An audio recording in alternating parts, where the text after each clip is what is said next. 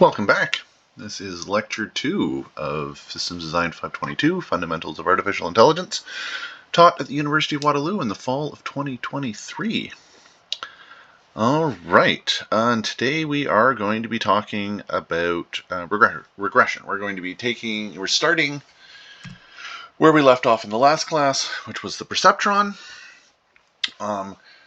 which was sort of this classic neural network system where I've got a bunch of inputs, x1 through xn. We're going to take those inputs, we're going to extract some features, we're going to compute some functions of those inputs.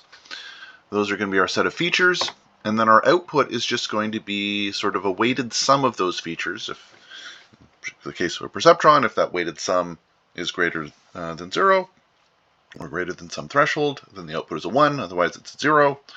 And this was sort of the initial basis of the sort of explosion of neural network, of sort of the initial basis of modern neural networks. So, we talked a lot about this one in the last class. I want to start with this perspective, and I want to do a little bit of simplifications and see if we can turn this into something that maybe we can approach with a very different style of math. Okay, so I want to see if we can get some sort of more sort of theoretical understanding or some sort of other approaches, and in particular sort of looking at other approaches for finding these weights, because there's some weighted sum across these features that's going to be added up. That's this parameter here.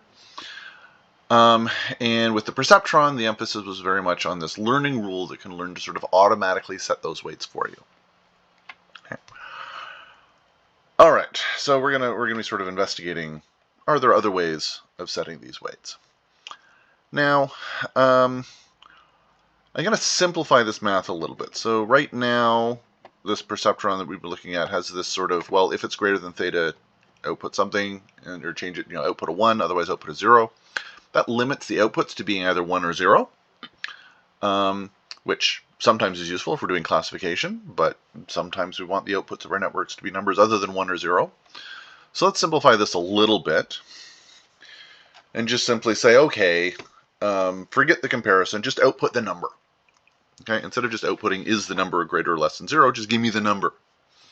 And then I'll go ahead and use the same sort of thing that we did in the last class of, oh, hey, look, if you want this little thresholdy thing to say, okay, it used to be is the number greater than theta, now it'll be just sort of, okay, subtract theta from this number.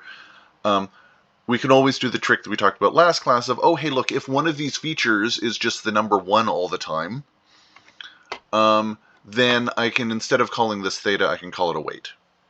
Okay, it's just the weight on the thing that is a 1 all the time. All right. So, what we've now got is a situation where we're like, okay, the output y is the sum of some features, each of which is multiplied by some weight. And that's going to increase y. And we've still got the same question that we did with the perceptron days, which is we'll find these weights that sort of make this system as a whole do what we want. Okay. All right. It's starting to look a little simpler. Maybe we can, I don't know, is there sort of math that we can do on that? Let's even go simplify one bit farther. So at the beginning of last class, we sort of ignored this whole take x and transform it into data. And we just sort of focused on this side of things. We can always sort of later on add in that transformation. And let's just simplify our notation. Let's just worry about these components here. Let's just assume those are our inputs. Okay. So now we're down to just this. I've got some values, whether or not they're our raw inputs or they are the results of features being extracted from our raw inputs, whatever, doesn't matter. I've got these inputs. I want to do some weighted sum of them that produces some value. Does that math look familiar to anyone? Let's write it in maybe a slightly different form, because I mean, really what we want is we want this to work for lots of different inputs, right? So So for we don't want this to work for just one particular input. We've got a set of inputs that we want this process to work for. So let's sort of write that out. And I'm going to sort of draw it this way. All right, so let's say x has 2 values in it, and then we're going to add a third value, which is always set to 1, which is that sort of thing that lets us do our bias term. So if these are our x values, 0.3, 0.7, and 0.3 minus 11, whatever, so those are our x values. And for each of those x values, we have some target y value that we want. 1 in those cases and 0 in those cases. And we want to set some weights such that if I take those weights and I multiply 0.3 by the first weight, 7 by the second weight, and 1 by the third weight, I get a 1. And if I multiply 0.8 by this, and minus 11 by this, and 1 by this, I get a 1. And if I multiply these, 99 by that, 2 by that, 1 by that, I get a 0. Right? That's just another way of writing exactly what I've written over here. Okay, I'm just depicting it in a very different way. But now that I've written it this way, my hope is that this is just linear algebra. This is just matrix multiplication. This is literally just, I have n equations and n unknowns, or I guess n equations and m unknowns. Right? I have a matrix. I have a vector. I want to multiply this matrix by this vector and get another vector. One of those should be written as a row rather than a column, but whatever. This is what linear algebra is for, right? So this is, I want to find w such that x times w is y. That's just another way of stating exactly my task of please find me these weights. Okay? I'm just sort of, so the point here is I can take exactly the same problem that we were focused on, or that yesterday we used a learning rule, some learning rule to slowly adjust these weights to eventually find the right answer. Instead of doing that, I can still express exactly the same problem, but now I can sort of express it in a way that maybe we can use the tools of linear algebra. So if I have these as matrices, who remembers how to solve for w given these matrices? All right, so I'm going to just write it out this way. So x times w is y. I really want to just divide both sides by x, but you can't do that with matrices. It's not allowed. Fine. So what do you do in this case? This is one of those things where the mathematicians go ahead and do something that will sort of doesn't make any sense right now, but will help down the road. So what they do is they multiply both sides by x transpose. All right, fine. I can multiply both sides of an equation by something and doesn't change it. That's all fine. Why would I want to do that? Well, x transpose times x, that's a square matrix. That should be invertible. So that means that I can now multiply both sides by x transpose x inverse, x transpose x inverse. And then depending on how, is that going to be a perfect, is there actually going to be a perfect conversion or not for that? That's actually the pseudo inverse. Some mathematicians, when I write it this way, some mathematicians are going to get upset at me. I'll write it another way in a moment. This is the way I like remembering what I can do, how I can do this. But you can multiply both sides by x transpose x inverse. Now this x transpose x inverse and x transpose x, those should cancel to the limit of how accurate that inverse is. And then what we should get is these weights is now x transpose x inverse times x transpose times y. So this is just saying, hey, just do this math and I'll tell you what those weights should be. Okay? That's a very different approach than what we were focused on with the perceptrons. We're just going to do some math and tell us what the right answer is. Okay? For completeness sake, I should probably actually show a sort of a slightly more mathematically correct way of doing this. The other way that you can sort of think of this problem is, okay, what you're really looking for is I want to find the weights such that when I do, I want to find the w such that when I do x times w, I get as close to y as possible. Okay. When I'm doing this math over here, I'm sort of assuming that it's possible to get perfectly there.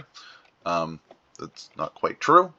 So if I want to write it more correctly, what I should be saying is, look, what I want to do, depending on what my weights are, so,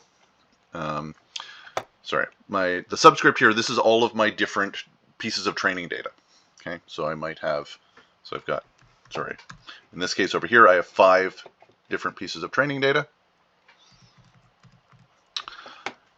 So xn is the nth piece of training data.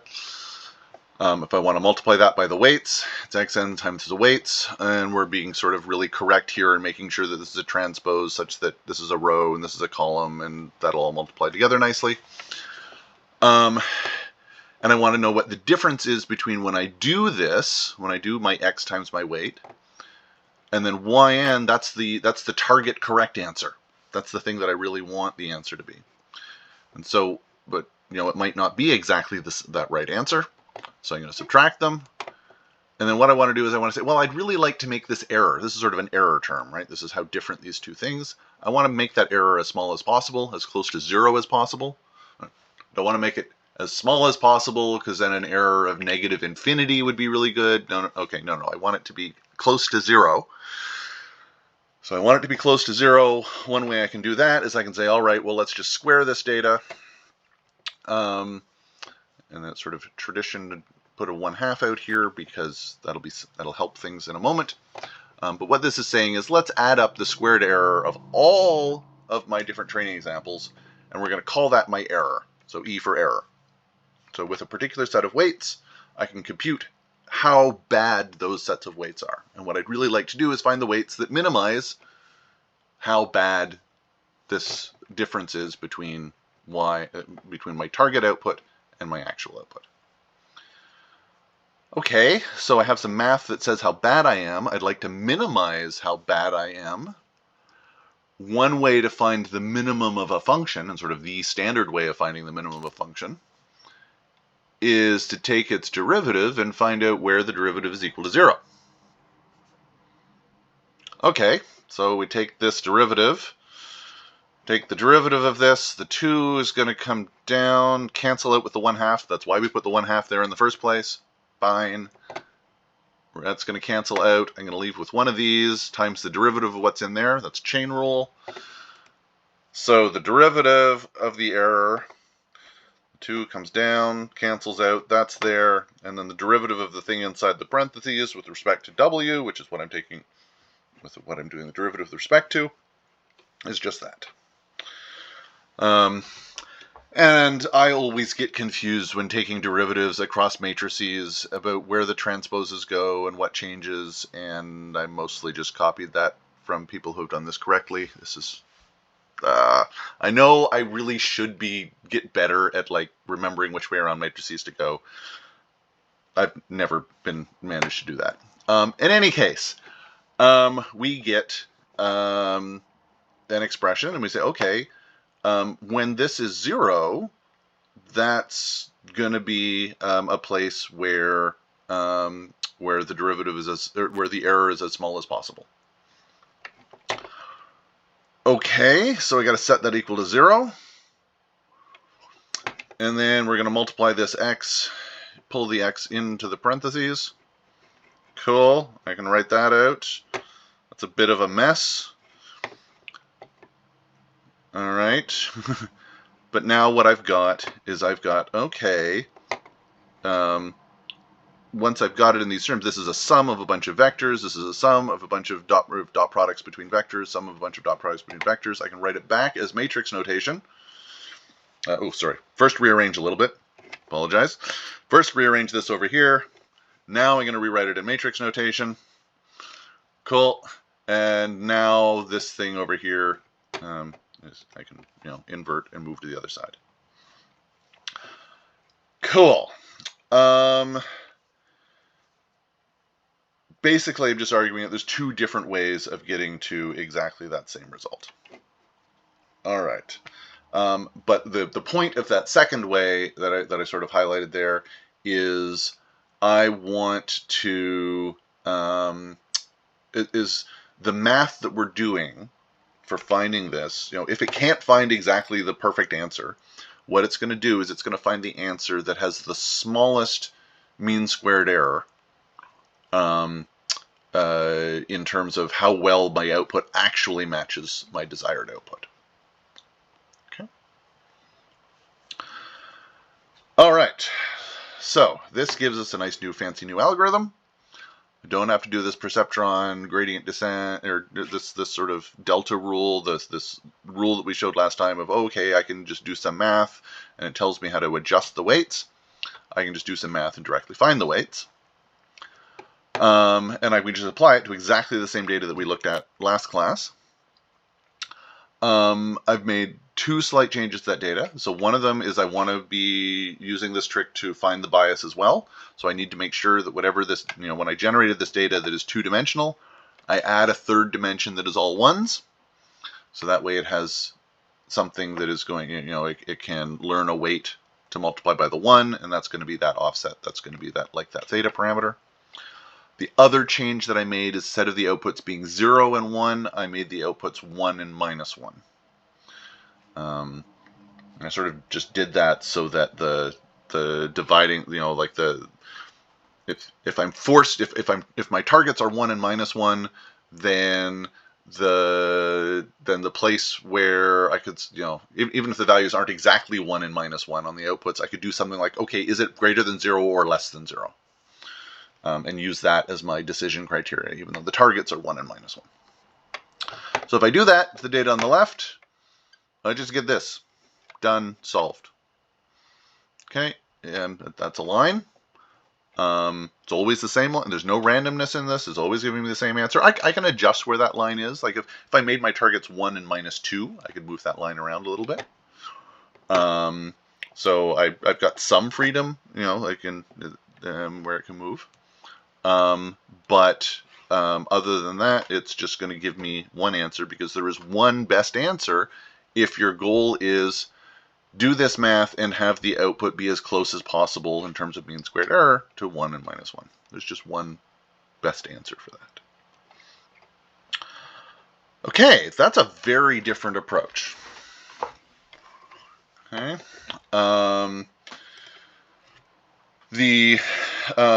So if we then go back to what we were talking about last class, this is a very different approach. So doing this whole question of finding a set of weights that takes some values and gives me a weighted sum that goes to some target value. So if my target value is just a continuous number rather than my target value being a 1 or a 0, which is sort of the situation we were in last class where we sort of added a little extra component here that forced the output to either be 1 or 0. The moment we sort of get rid of that little extra thing, what we've ended up with is a system that is just linear regression. Okay, we can just solve for weights just immediately. Right, and this sort of gives us a different tool for doing exactly the same tasks that we were talking about before.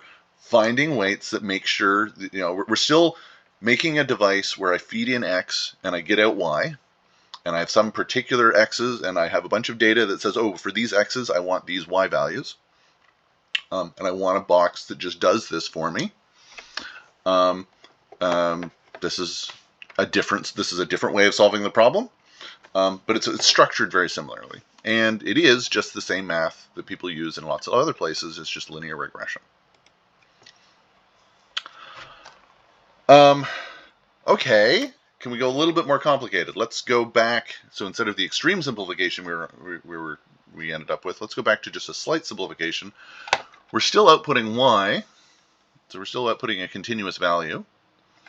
But now this whole feature thing, this whole taking my input data and turning it into a bunch of features, kind of important. We've already talked about a lot last class that that's really, really important because that lets us do problems that aren't linearly separable. So what if we add that into this regression math that we just did here? So I'm going to take my inputs, I'm going to do some calculations on those inputs, and then I'm going to do a weighted sum of those values. Okay. So it's same math there. What is that called? Does that have an equivalent when people are doing regression. Well, yeah. So like, here's a really simple version of exactly what I just drew there. We're going to do a version where I've only got one input x. Okay, just to simplify life, I'm just going to write this and show it in a very different way. So I've got one x input, and I've got, say, a bunch of different data points. So I've got, say, 10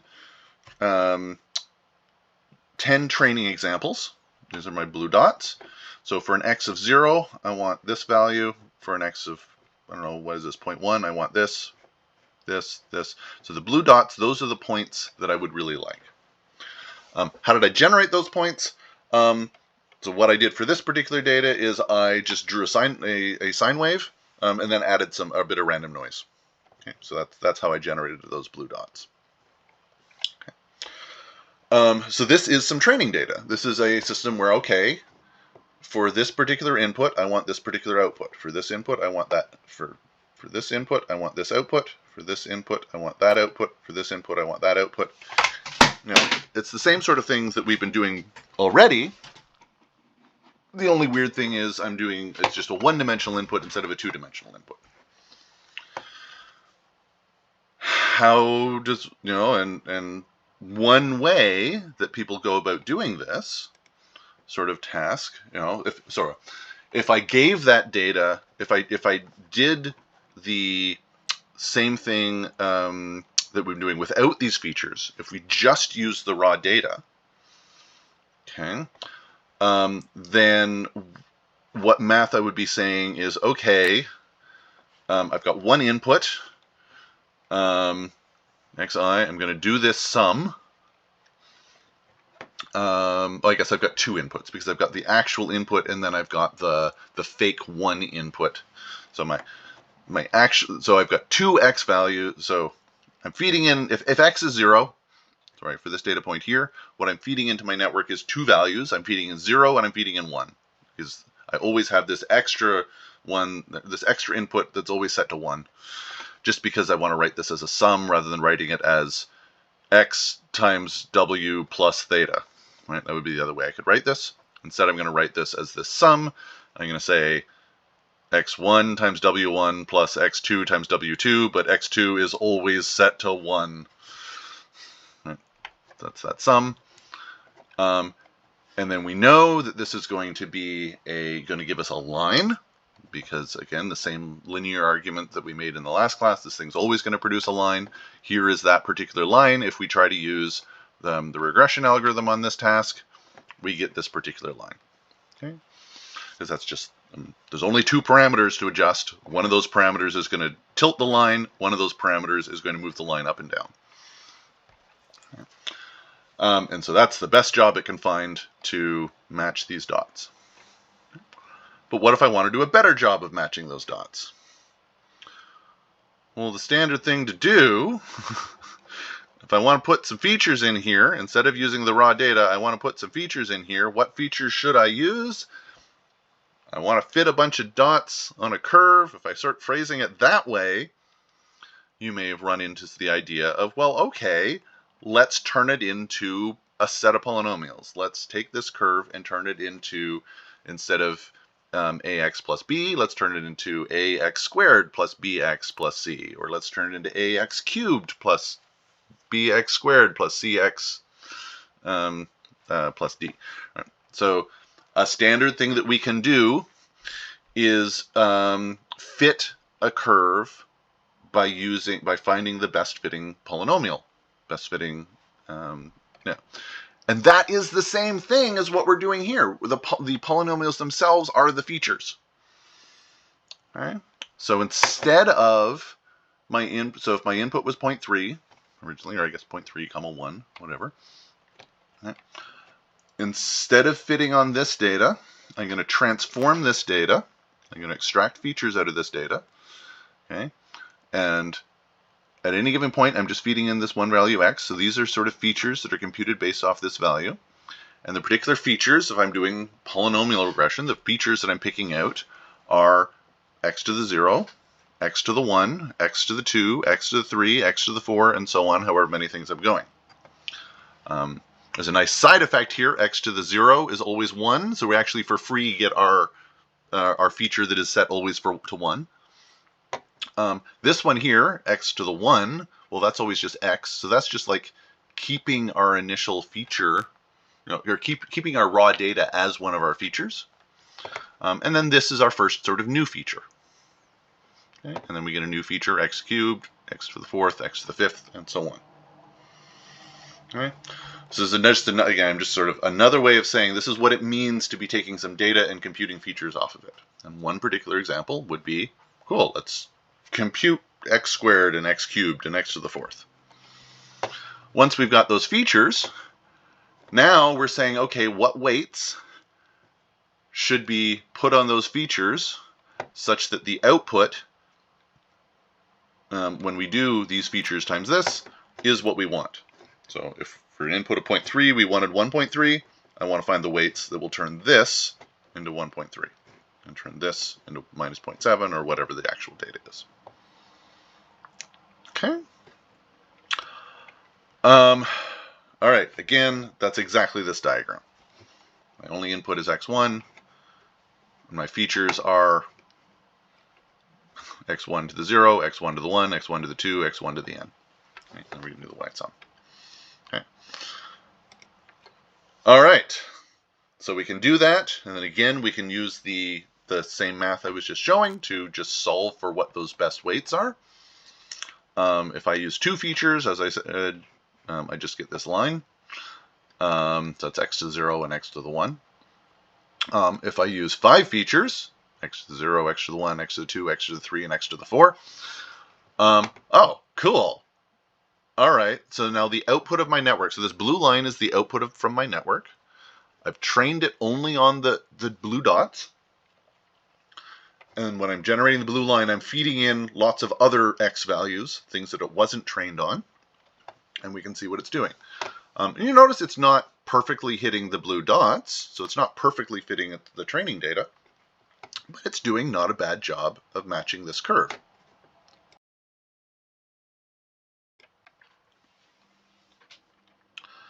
So, what if we go up to 8 features? Cool. All right. Now you're seeing, okay, hey, look, it's getting really close to those dots.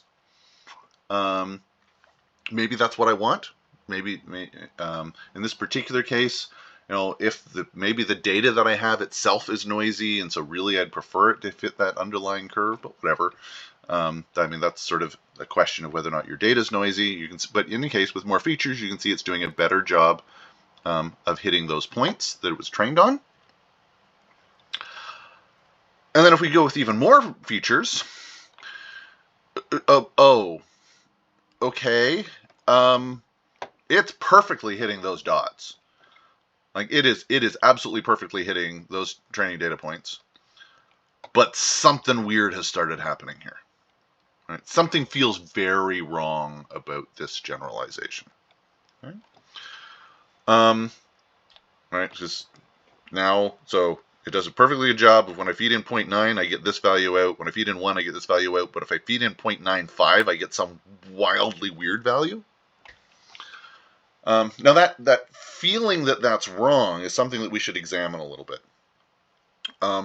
Because if the task is, hey, match the training data as well as possible. Here's some data. Here's input-output pairs. I've got this input, I want you to produce this output. I've got this input, I want you to produce output. If that's the task, then this last one is doing the best job out of all of these. And the fact that when we look at that, we then sort of feel, okay, something is wrong here, that's an indication that we need to be a little bit more careful in specifying the task. And this sort of algorithm will just go ahead and blindly start doing things like this. It's like, okay, you want me to match this data as well as possible? Cool, I'm going to do that. Here's what happens. And so there's probably something else we want to say about this, and we're going to talk about that in a moment. But cool, we have this sort of approach. This aspect of doing really, really, really well on the training data, so really, really well on the data that we're using to build our network, but then there's something problematic when we actually go ahead and use it on new data, that has a name. That's called overfitting. Okay? And this is a common problem for almost every AI system. There's usually something you can do to it where, hey, I can make it better on some data, but that ends up being worse in practice. Okay? And here's, for exactly the task I was just showing, as I increase the number of features, what I'm going to compute here is the root mean squared error. And in particular, I'm computing the root mean squared error. So in order to compute this, I need to say, okay, well, for the testing data, for the data that I feed it in between, in order for me to say how wrong this is, I need some sort of ground truth, right? What wrong compared to what? What I'm using in this graph is I am using this underlying sine wave that I used to generate the data. Okay, so for the purposes of this, I'm saying, okay, for these points in the middle, here's what the correct answer is. Okay. And if I do that, then I compute just root mean squared error between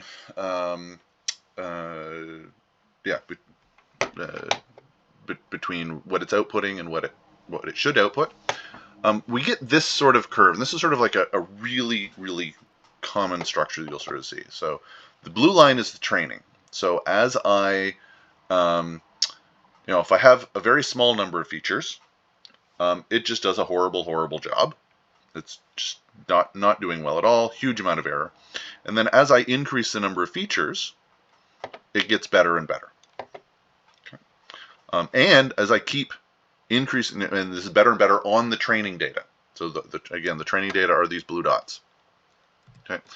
And as we increase that and increase that and increase that, we can keep getting better and better and better.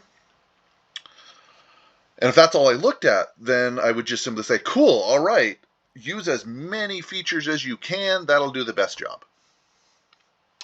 But then the problem becomes when we go look at the orange curve. Right? This is the testing data. This is the what I'm doing with this orange line down here. And the testing data,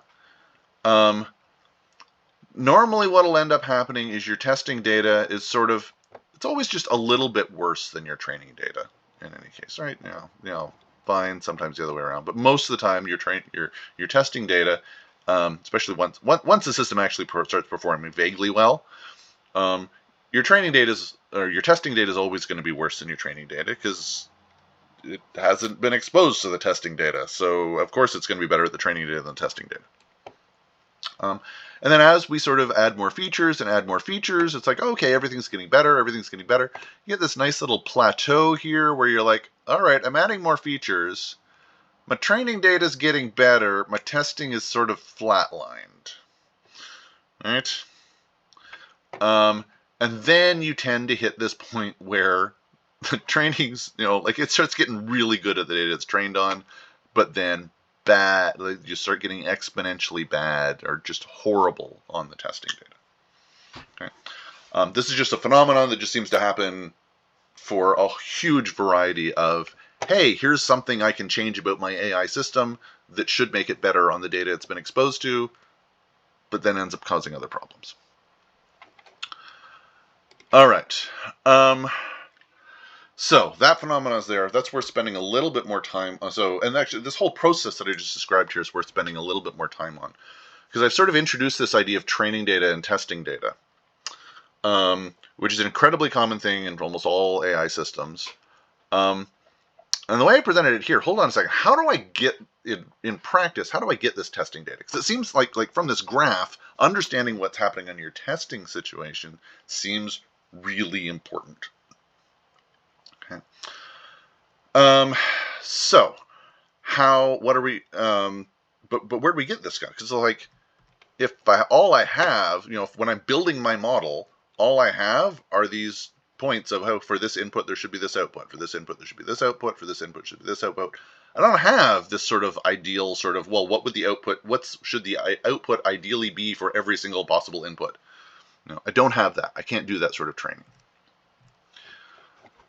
So the standard technique in the field is, okay, you have some data that you're going to be training on. Don't train on all of it. just sort of like take part of that data and put it aside and say, look, I'm not going to look at that data. I'm only going to build my model using part of this. And then I'll go test how well it works on the testing data. Okay. So this is an incredibly common thing to do. How much do you put in each category? Wildly depends on the situation. Many options there. The sort of default, if you don't know anything about the situation, is fine. 80% for your training, 20% for your testing. Sure. If you're working on some particular task where someone already has a set of data, they will often already have said, oh, okay, here is the split that I use. This is the chunk I use for training. This is the chunk I use for testing. If you're in those situations, just follow along with whatever it is that they did. Because that way you can at least compare your results to what they did. The only thing I'd sort of add on top of that is if the amount of data in your testing set is really small, so if you only have like 10 points that you're going to be testing on, there is a bit of a worry that just like if someone randomly chose those 10 points, you might have ended up with 10 points that are like really hard or difficult, or like there's a there might be something weird about those particular 10 points, and that might sort of confuse or like make you feel like it's doing better, or they might be really easy data points. I suppose that's the other issue. They might be incredibly easy data points, and so it might be really easy to generalize to those. So in those sorts of situations, something that's fairly common is what they'll call k-fold cross-validation. What you're doing is you take your data set and you split it into k chunks. So I don't know if I set k to 5, so I'm going to take my data set, split it into 5 chunks. Each chunk has 20% of the data in it. And then you pick 4 of those, train on those 4, test on the last one. And then you pick a different 4. And then a different 4, and a different 4, and a different 4, until you've done all 5 possibilities. And so you do all of the training, you test on all of the other chunks, and then you can say, okay, well, how good are you across all of that? So that's a relatively common thing that sort of at least makes it a little bit safer when you are safer that you haven't just picked some sort of really lucky or either extra easy or extra hard testing data. In any case, unless you're generating your own data set, you're not going to run into this problem because you are going to be using someone else's data set, and they will probably have some sort of split like this set up. Okay. We will revisit this at the end of this lecture and make it slightly more complicated.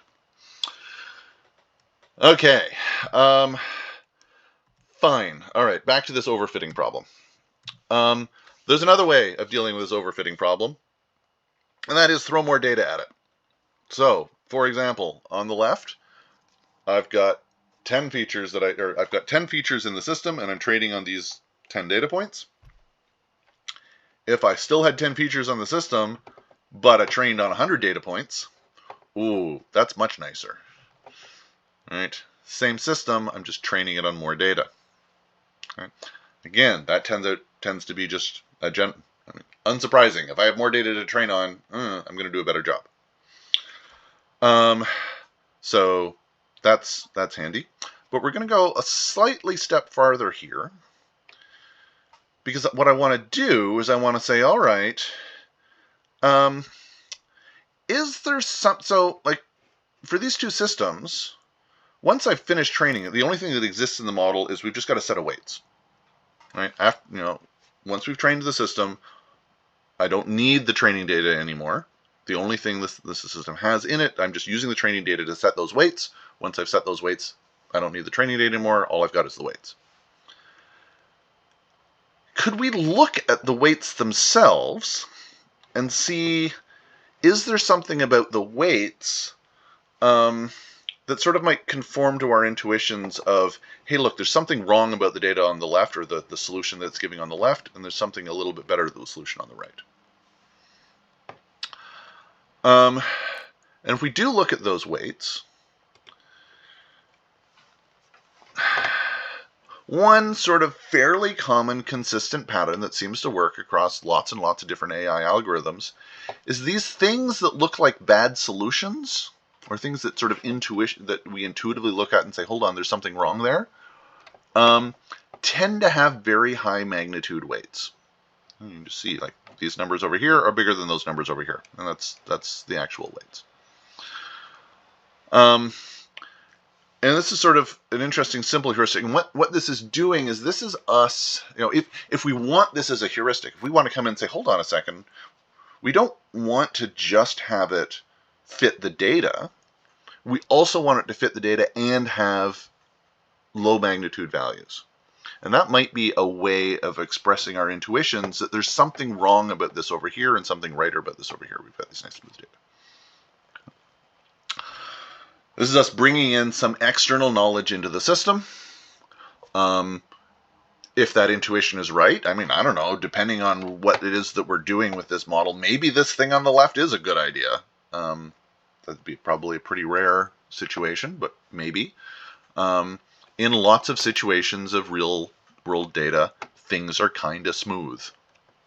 And so this is a way of codifying that intuition that, hey, things should be kind of smooth. So what we'd maybe like to do is, could we add into our training process, so it's not really training process, this is a solving for a weight process, could we add something in there that that pushes us towards having lower magnitude weights? Okay. So this is sort of adding an assumption in the system.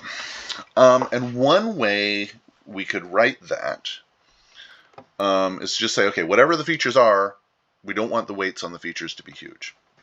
And so instead of, and when I sort of did the math earlier on, I was starting, okay, one way we can think about what this task is of find me good weights. One way we can think of that is find me the weights that minimize the mean squared error between the output of the network and the target output of the network.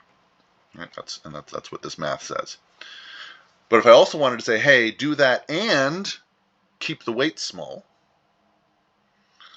one way I could write that is to say, okay, well, the error is the accuracy thing here, and then I'm going to add on to this error something that is about the magnitude of the weights themselves. Okay, and so what I've got here is just the magnitude of the weights, squaring it so that I've got, it's the magnitude, and yeah, everything that happens in magnitude squareds here. Same reason, we've got squaring things over here, so we may as well square stuff over here, keep things in sort of the same scale. And then I'm going to put a little factor out here, which says how important this keeping the weight small is. Okay? Because any importance that I put on keeping the weight small is always going to make my accuracy worse.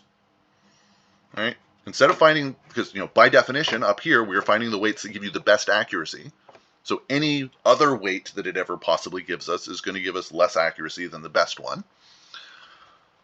But I want to be able to control, well, okay, how important is this small magnitude thing? I'll have some sort of trade-off between accuracy and this magnitude of the weights thing. Right? That's going to be this parameter lambda. This process has a name.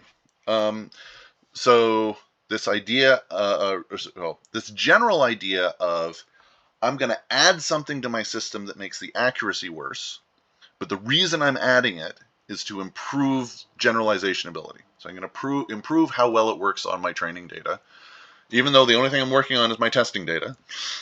I'm going to make my accuracy on my testing data a little bit worse in the hopes that I'll be better on my training data.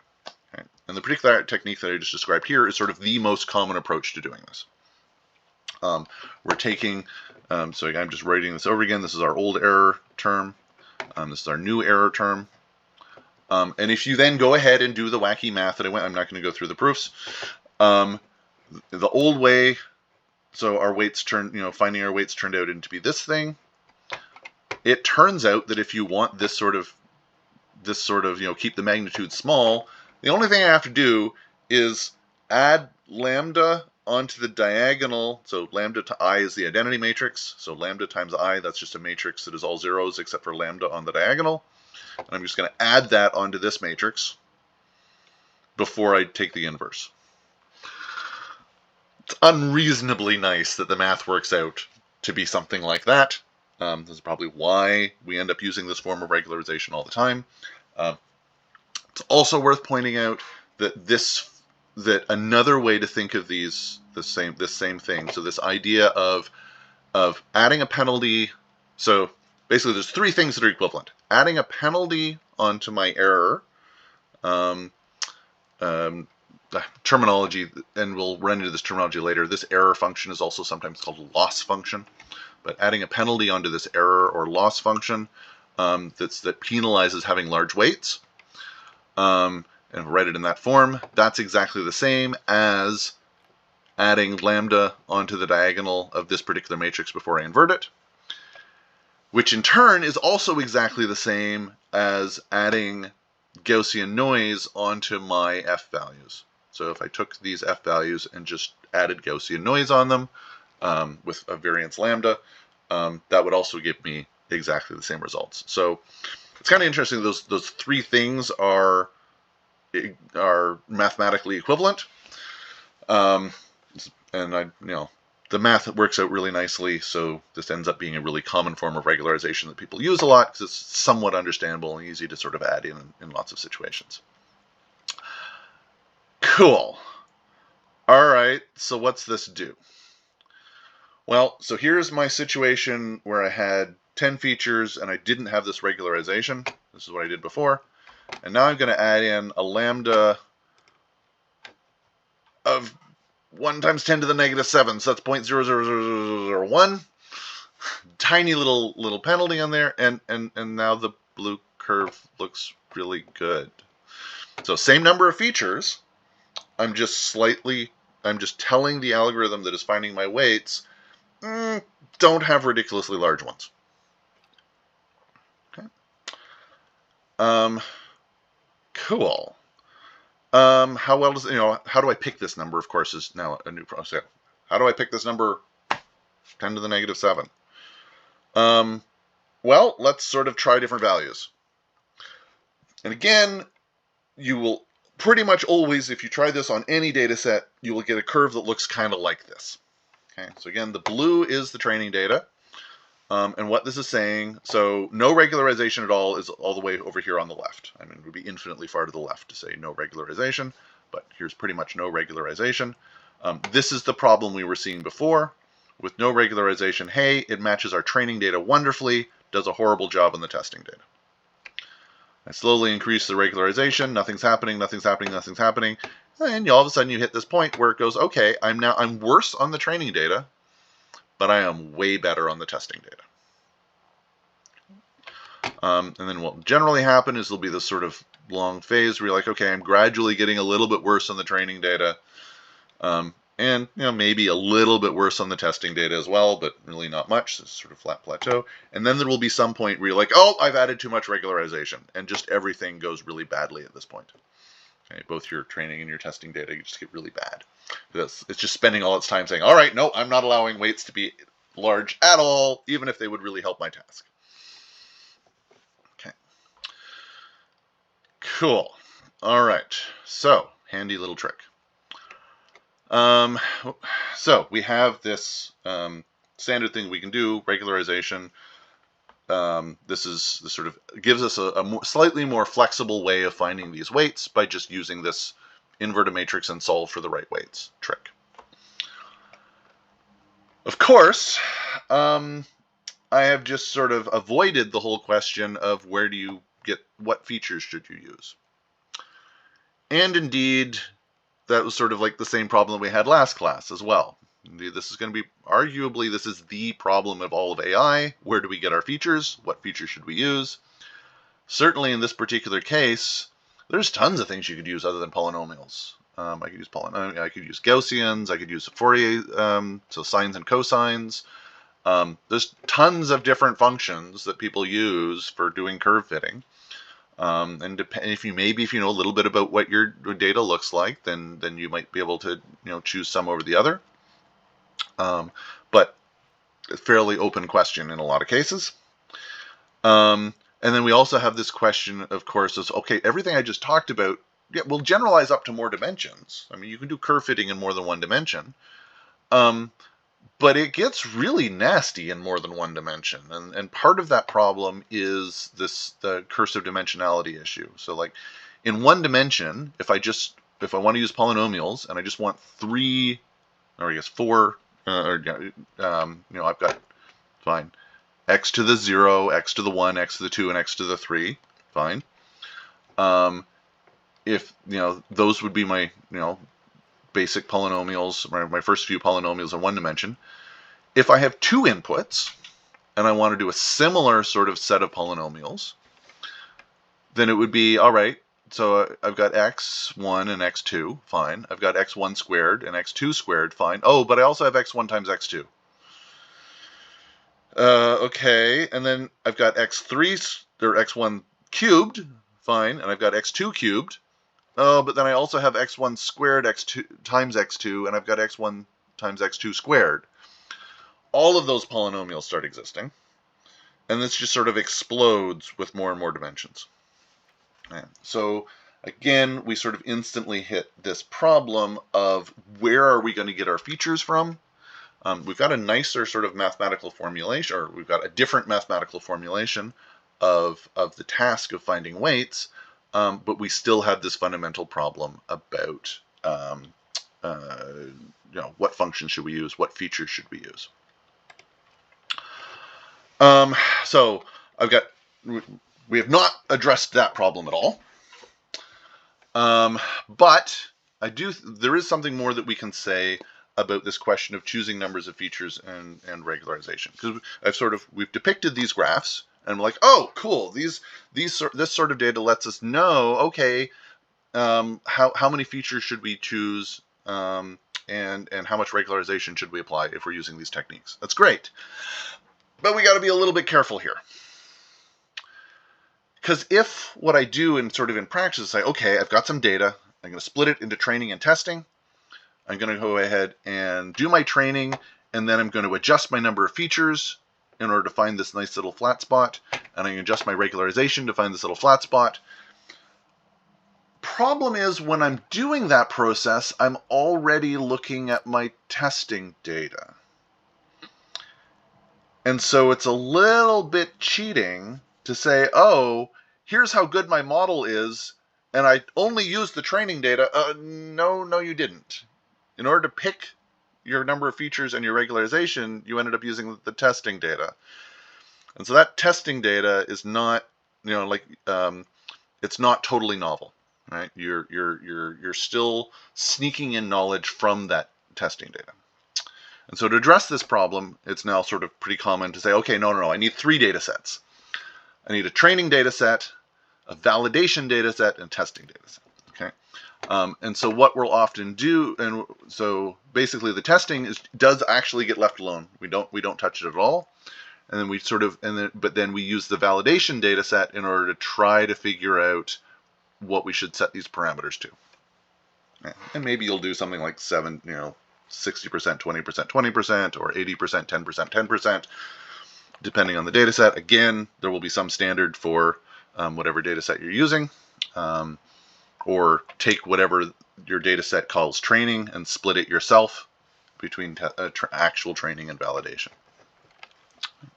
Again, all thing I'm highlighting there is if we really want to claim that our system is working on new data, we need to make sure that we're not accidentally using some of that new data when we are tweaking aspects of our AI system. So tweaking things like the number of features or the regularization. Okay, so it's just a little bit cheating. All right, that gives us sort of an intro to this regression approach as sort of a very different way of finding these weights, but sort of mathematically very similar sort of AI structure in terms of the computation that's happening within the model. I think the only sort of, we'll be building on this throughout the course, but just from what we talked about here, one particular project idea would be, hey, look, regression's a pretty powerful technique. Even like just linear regression on its own can solve a lot of AI tasks, and certainly combined with certain other functions, that's an interesting comparison point, and to compare that against various neural networks and other AI benchmarks we'll see throughout the course. And then, you get to one thing you can do in that comparison is also like, okay, well, how much computation are we saving? Because the techniques that I described here do involve inverting a matrix, which can be very fast on modern computers, but still a lot of computation. It might be interesting to compare that to the amount of computation used by following the learning rule, the delta learning rule that we were talking about with the perceptrons. Okay, that's what we have for today, and I will see you back next class as we will go on to expand our class of tasks a little bit. Thank you very much. We'll see you later.